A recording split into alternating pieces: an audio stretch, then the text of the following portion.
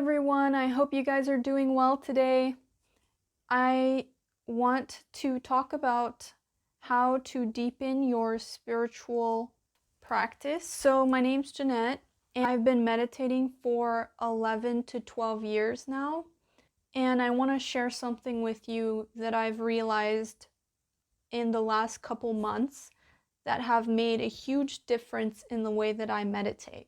I want to help you guys understand how you can have a deeper connection with yourself, because all meditating is reconnecting with yourself. If we are not properly connecting with ourselves, then we're actually not even properly healing.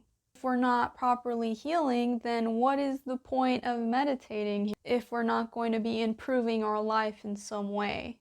One of the things that I felt can be a big blockage in people meditating to heal versus meditating to escape from their emotions.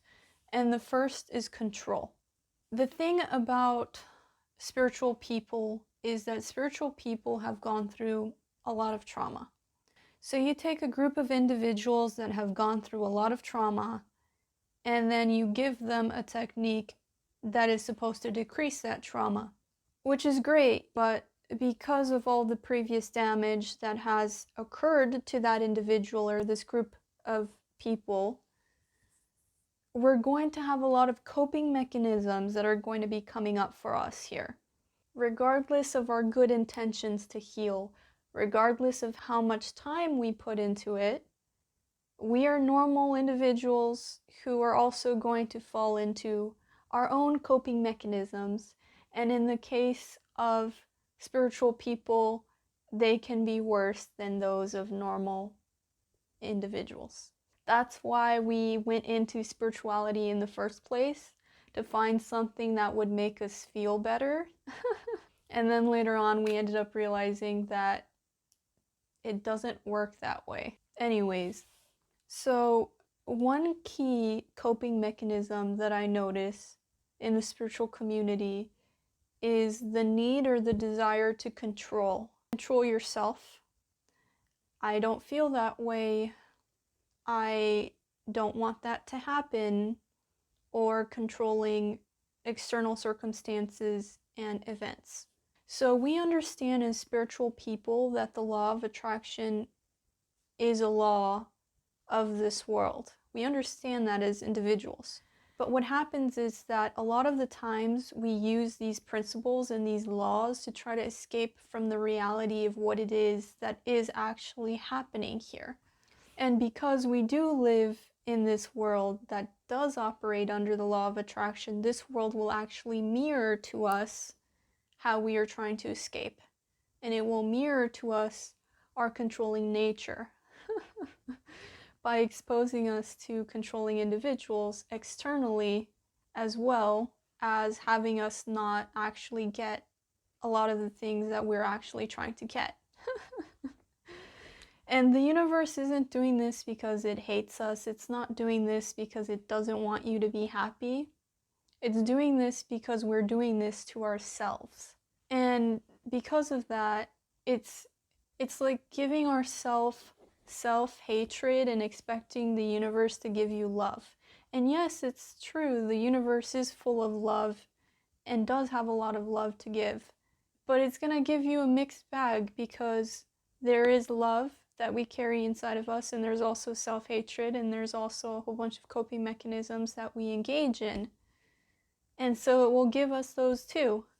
So one of the key things that I've noticed that has helped me the very most is trying to direct my focus from controlling things, people, circumstances, to just being able to be present with myself.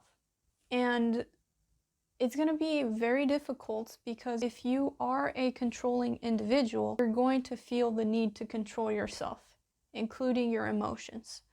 So if you feel sad, you might try to control yourself by meditating so that you feel happy.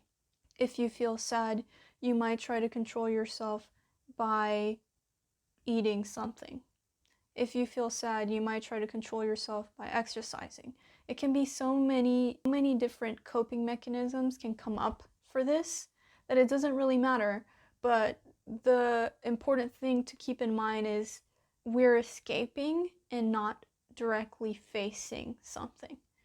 If it is a control issue that you're struggling with, can you go into that fear of losing control? Can you go into that fear of not being able to get what you want? Can you go into that despair? Can you go into that hopelessness? Can you go into that betrayal? Whatever it is, can you go into that? And can you be there without trying to change yourself? Another point here is that I've noticed that a lot of individuals only have the capacity to be there for themselves on a very small level. And if you are to look at their life, it'll look something like this. I'm here with you because I can get this from you. I'm here with you because you give me this much. Or I'll be here with you if you can give me that thing that I want. And to give you like a more concrete example, I'll say something like, Jeanette, I'm going to be present with you if you can, if you can support me. I'm going to be present with you if you will give me freedom. I'm going to be present with you if you will make me feel better. The reason that this is detrimental is that we are inherently telling ourselves that we're not okay the way that we are and that we don't even have our own back.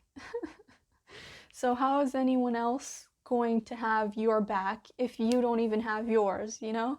It doesn't make sense here. And because this universe will show you exactly the way you treat yourself through situations and circumstances where others treat you that way, we have to take some responsibility and accountability at some point.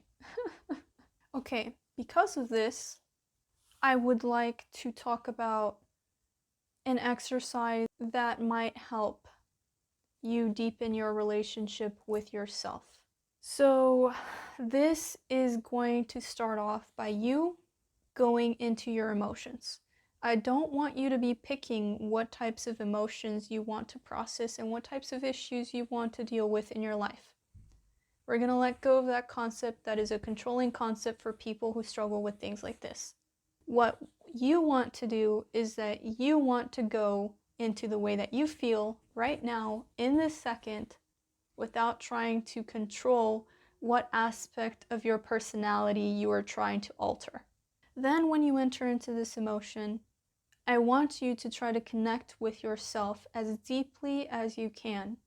And you're going to have to face things that are going to be very difficult for you to face.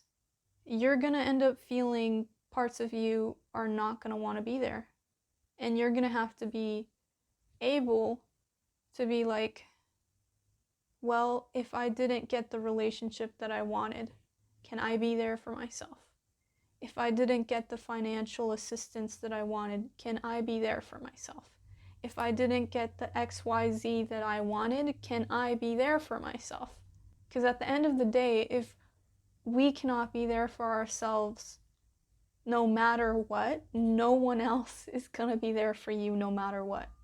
And the thing is, I know that this feels like a lot to ask. I know that it feels like a lot to ask for someone that has experienced so much pain in their life that it's just like, can you give me a freaking break? I just want to breathe. Yeah, I get it. I've been there. But the truth of the matter is that if you want a better life and you want to experience the things that you want, you're gonna have to be there for yourself and you're gonna have to advocate for yourself before anyone else does. And that means imagining you not having whatever it is you want. If you want to be rich, you're going to be homeless.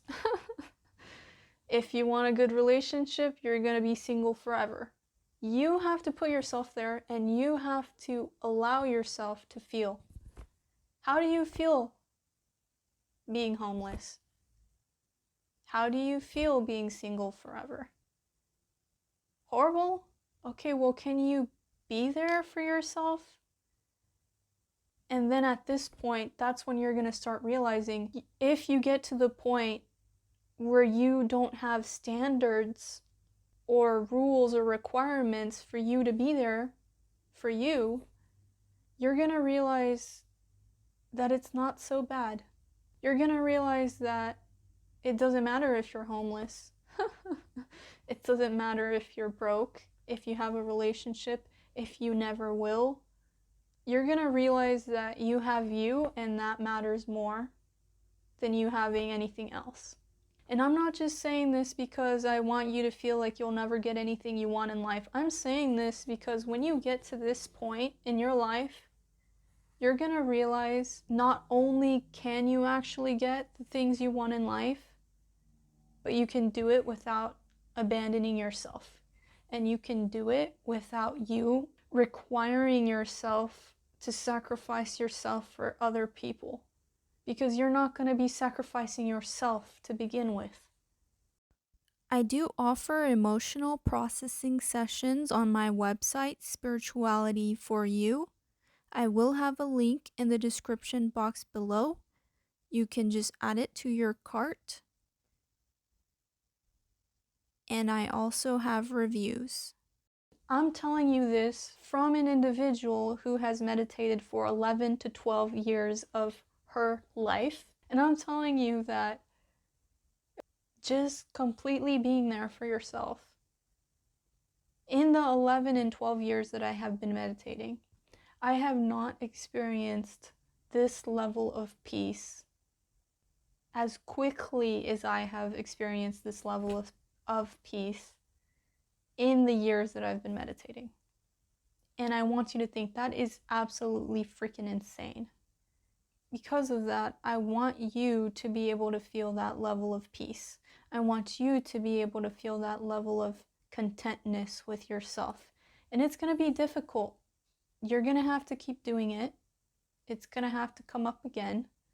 But every time it comes up, you have to do it again. Can I be there for myself if I don't have this thing? Can I be there for myself if this doesn't work out? Can I be there for myself if the worst case scenario occurs? And you don't have to get this right. You don't have to get this perfect.